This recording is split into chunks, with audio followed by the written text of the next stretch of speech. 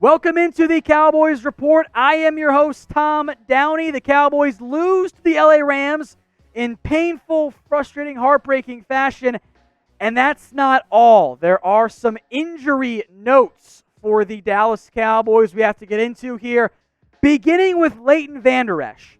The reports coming out of LA tonight, a broken collarbone for LVE. In all likelihood, that will mean surgery for Leighton Vander Esch. That does not necessarily mean that LVE has to go on IR.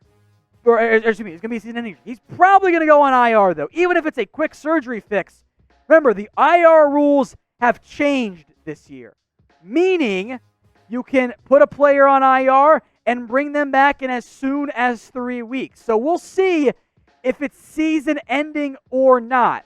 But in all likelihood, I fully anticipate the Cowboys having to put Leighton Vander Esch on IR. As of right now, that has not yet been finalized, but that does appear to be the way things are trending for this Dallas Cowboys team, that they will be without Leighton Vander Esch for at least part of the season due to a broken collarbone. Sean Lee is already on IR. He is not eligible to return until at least week 3. Luke Gifford was banged up this past week at practice. Joe Thomas got the nod at linebacker with LVE out. I thought he fared okay, but you were banking on having one of the premier linebacker duos in the NFL between Jalen Smith and Leighton Vander Esch. I don't think Smith played that great tonight. I do, and of course, go back and watch the actual game film. But LVE's injury, again, is very concerning. So rate this for me on a scale of 1 to 10. 1 being you think there's no injury, Tom, you're making it up. I'm not, by the way. This is real. 10 being you are completely freaking out, you're panicking, and you think LVE's career is over.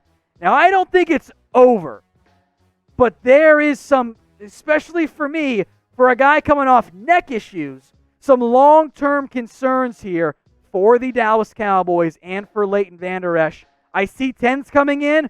Normally, I think you guys overreact. It's not that much of an overreaction. I am legitimately concerned, not just about LVE this year, but for the rest of the season. Now, today's show is brought to you by BetUS. There are still some Cowboys jerseys available. Head over to chatsports.com/bet. Use the promo code Cowboys125. That'll get you one of two things. A 125% deposit bonus. And B, if you're one of the first 5 right now to sign up and deposit, $100 gets you both the deposit bonus and a Cowboys jersey of your choosing. So head over, chatsports.com/bet, promo code Cowboys125, then DM me on Twitter at whatgoingdowney, and I'll hook you guys up if you're one of the first 5 with that Cowboys jersey. So with LVE now out for at least a couple weeks, potentially the season, we don't yet know, a lot more pressure placed on Jalen Smith. They had moved him to weak side linebacker. They put LVE at the mic. I don't know what the plan is now. I don't know what the plan is for Jalen Smith. Maybe keep him at weak side linebacker. Some good tackles today. He's always been a good tackler. Some pass rush flashes, not great in coverage. What I think you might see, at least in the short term, because you're probably going to get Sean Lee back soon, and because you have Joe Thomas who can fill in for a little bit, I would consider just promoting Francis Bernard. Remember, even if you sign somebody, they have to go through all of the COVID protocols, which means you bring someone in for a visit, you work them out, all of a sudden, by the time they're cleared, it's Wednesday or Thursday, which means they can't really help you in week 2. So I would watch out for Francis Bernard, the undrafted rookie who I know many of you like, getting the call up from the practice squad to the active roster, assuming, of course, the Cowboys place LVE on IR, which I think is likely, given that you can bring back unlimited players who must miss at least 3 weeks. Now, we will continue to break down all of the latest around the Dallas Cowboys, so if you want daily videos, hit that big red button and subscribe today. Still over 1,000 of you guys watching live right now. and I greatly appreciate that. The goal is 69K. We didn't get to it tonight. That's okay. I knew it was an almost unreachable goal. But we're going to get to it this week or next week. It is coming here for the Dallas Cowboys, and I don't know about you guys. I cannot wait for that to occur. I am fired up. I am excited. I cannot wait to see it happen for the Dallas Cowboys. Let's go now to Blake Jarwin, who the Cowboys fear it is a torn ACL for Blake Jarwin. That is a critical loss for the Cowboys. This is a player who Dallas was counting on playing an instrumental role for this team. This would end Blake Jarwin's season if, of course, this ends up being the case. As of right now, they still have to do the MRI, but this is what the medical team expects from the Cowboys. Maybe they get lucky, but boy, are the Cowboys thin if they don't have Blake Jarwin out there for week 2 and the rest of the season. It becomes Dalton, Schultz, and Blake Bell. So get your votes in on this one. Do the Cowboys need a new tight end? Type Y for yes or type N for no. Just my humble opinion, of course.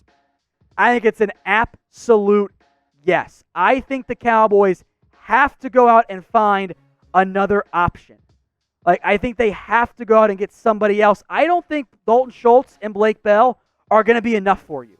I don't think that's the case. You do have Sean McEwen on the roster. That does not move the needle.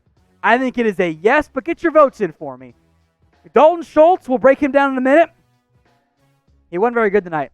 Multiple drops in this one, targeted 4 times, pulled in just 1 catch for 12 yards. You need a seam stretching option at tight end. Dalton Schultz can block a little bit, but he did not fare well as an actual pass protector. That was the unfortunate reality, or not pass protector, as actual pass catcher, I should say, for the Dallas Cowboys. Just did not play well. Couple drops, just didn't look the part of a reliable starting tight end in the NFL. He wasn't good. I think you have to go find somebody. Stay tuned. We'll have some Blake Jarwin replacements probably tomorrow for you guys.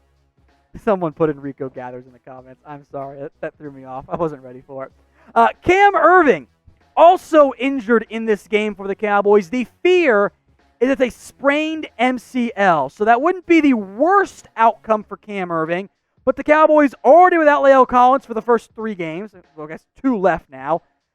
Now you might be out one of your top backup offensive linemen.